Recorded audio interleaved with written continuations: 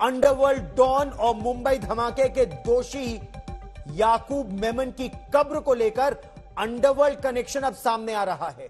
कब्रिस्तान के दो पूर्व ट्रस्टी का दावा है कि याकूब मेमन के भाई टाइगर मेमन, यह नाम ध्यान से सुनिएगा, टाइगर मेमन के नाम पर धमकी देकर 2020 में 3 कब्र खरीदने की कोशिश की गई थी।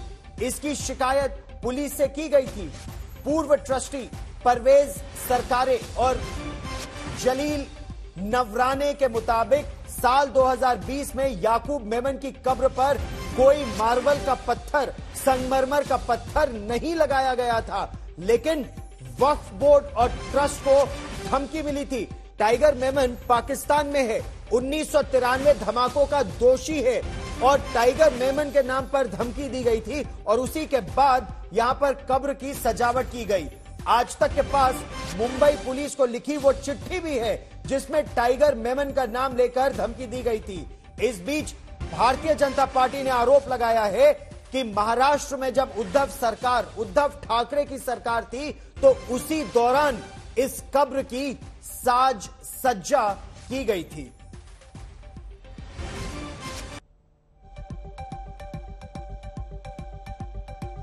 और आइए अब हम आपको यह बताते हैं और विस्तार से बताते हैं कि आखिर यह आतंकवादी है कौन। टाइगर मेमन, इसका नाम लेकर धमकी कौन दे रहा है और क्यों दी जा रही है। इंटरपोल और सीबीआई का मोस्ट वांटेड आतंकवादी है टाइगर मेमन।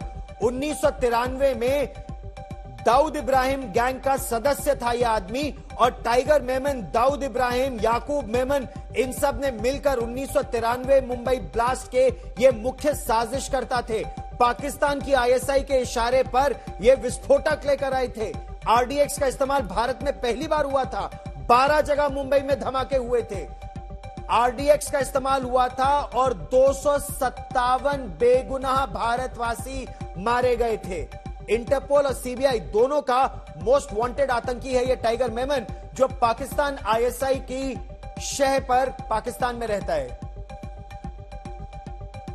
तो आतंकी याकूब मेमन की कब्र की सजावट को लेकर 2 दिन से महाराष्ट्र की राजनीति जबरदस्त तरीके से गरमाई हुई है। भारतीय जनता पार्टी यह कहते हुए लगातार शिवसेना पर हमलावर है कि आतंकवादियों पर उद्धव ठाकरे की सरकार मेहरबान रही। वहीं दूसरी तरफ उद्धव ठाकरे और शिवसेना का जो वो धड़ा है वो पलटवार कर रहा है, यह कहते हुए कि भारतीय जनता पार्टी के शासनकाल में ही एक आतंकवादी को कब्र क्यों दी गई।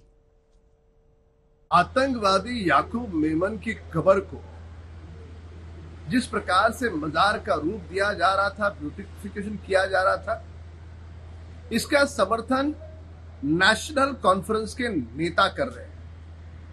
क्या मति खो गई आपकी? याकूब क्या आपका कोई रिश्तेदार है? हमारा तुम्हारा नहीं, हमारे पूरे देश का दुश्मन है वो। सैकड़ों लोगों की जान उसके कारण गई है। जो हमारा दुश्मन मुल्क है पाकिस्तान, उसके इशारे पे जो मुंबई में बम कांड हुए, उसमें कई सारे मुस्लिम भाई भी अपनी जान गंवा चुके हैं। इस पर क्या टिप्पणी है नेशनल कॉन्फ्रेंस के नेता की?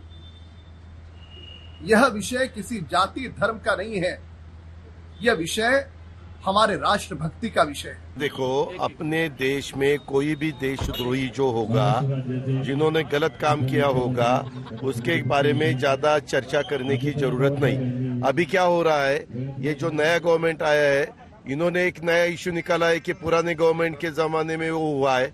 ऐसा कोई भी नहीं चाहता कि अपने गवर्नमेंट के टाइम पे ऐसा काम हो।